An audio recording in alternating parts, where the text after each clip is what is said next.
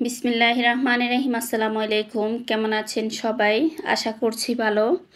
হাজির হয়ে গেলাম খুবই মজাদার একটা ভর্তা রেসিপি নিয়ে। আজকে আমি ইলিশ মাছের ভর্তা রেসিপি শেয়ার করব। আশা করছি আপনাদের ভালো লাগবে। ভালো লাগলে একটা লাইক দিয়ে পুরো ভিডিওর সঙ্গেই থাকবেন।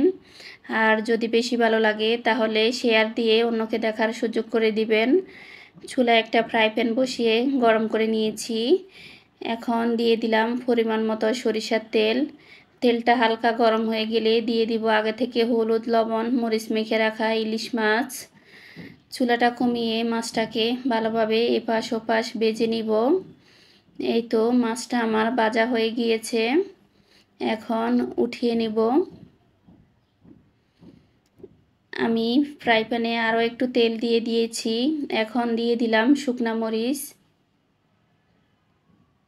এখানে আমি ৬-৭টা শুকনা মরিচ নিয়েছি। মরিচটাকে ভালোভাবে ভেজে নিব। এই তো মরিচটা ভাজা হয়ে গিয়েছে। এখন উঠিয়ে নিব।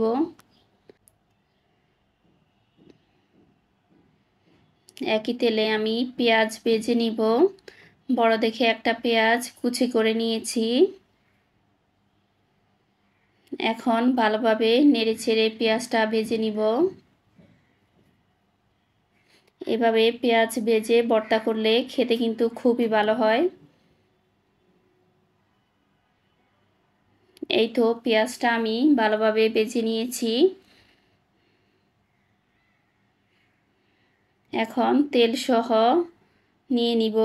আমি এখানে বাড়তি কোনো তেল ব্যবহার করব না ভর্তাতে। এই তো নিয়ে নিয়েছি।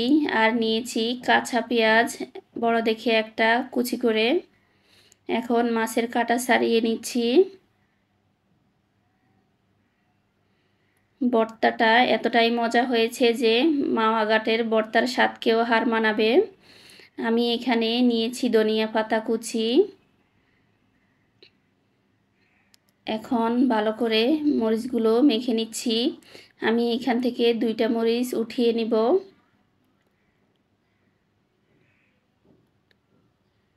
এভাবে ভর্তা করলে কিন্তু খেতে খুবই ভালো হয়। আপনারা চাইলে জালটা কমিয়ে বাড়িয়ে দিতে পারেন।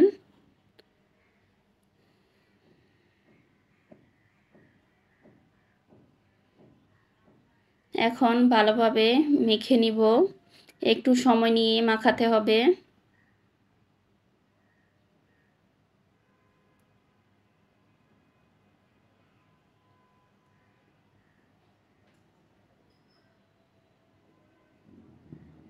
এইরকম নতুন নতুন রেসিপি পেতে পপিস কুকবুকের সাথেই থাকবেন।